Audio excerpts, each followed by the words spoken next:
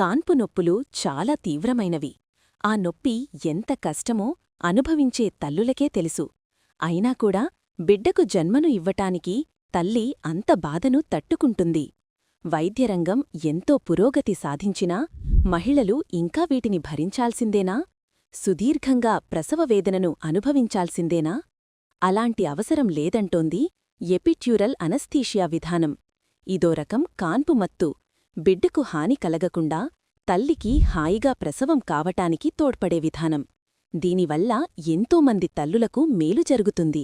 ఆధునిక వైద్య ఆవిష్కరణల్లో మత్తుమందు అనస్థీషియా అద్భుతమైనది.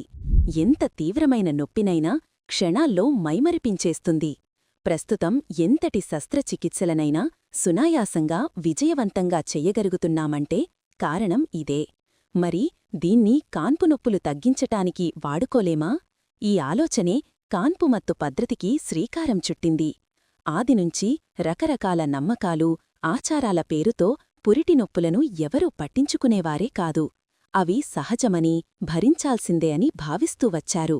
కాని 1853లో బ్రిటన్ రాణి క్వీన్ విక్టోరియా ప్రసవ సమయంలో క్లోరోఫామ్ అనే మత్తుమందు వాడటం అందరినీ ఆలోచింపజేసింది. ప్రజలకు మార్గదర్శకంగా నిలిచింది. అలా కాన్పుమత్తు విధానం రాన్రానూ ఊపందుకుంది. సురక్షితమై సమర్థమైన కొత్త కొత్త మత్తుమందులు అందుబాటులోకి రావటంతో ప్రాచుర్యం పొందుతూ వచ్చింది.